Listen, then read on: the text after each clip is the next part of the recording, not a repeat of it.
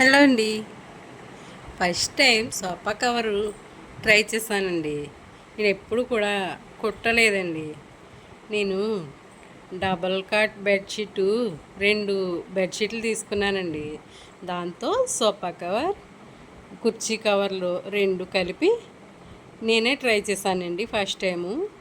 కానీ పర్వాలేదు, బాగానే కుట్టానేమో అనుకున్నాను, బాగానే సెట్ అయినాయండి.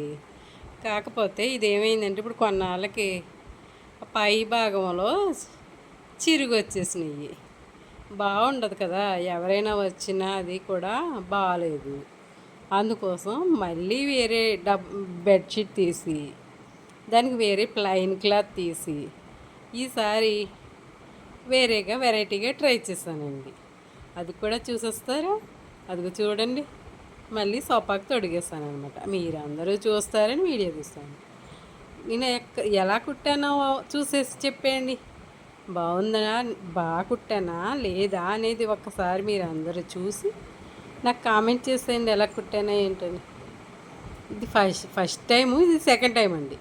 ముందు చూపించింది ఫస్ట్ టైం కుట్టాను, ఇది సెకండ్ టైం కుట్టాను అనమాట. ఆ పైదంతా బెడ్షీట్ క్లాత్, ఇది ప్లెయిన్ క్లాత్ విడిగా తీసానండి.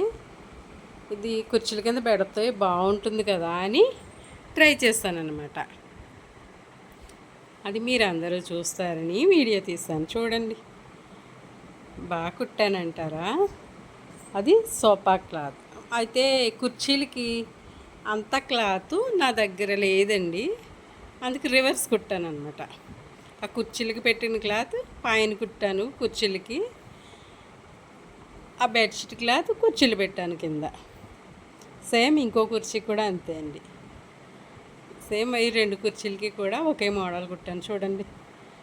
ఆ ప్లెయిన్ క్లాత్ పైన, బెడ్షీట్ క్లాత్ కింద కుర్చీలు. ఓకే అండి, ఎలా కుట్టానో చూడండి. నా వీడియో నచ్చితే లైక్ చేయండి, షేర్ చేయండి, సబ్స్క్రైబ్ చేయండి. మీరు కూడా సోఫా కవర్, కుర్చీ కవర్ ట్రై చేసేయండి. Bye friends.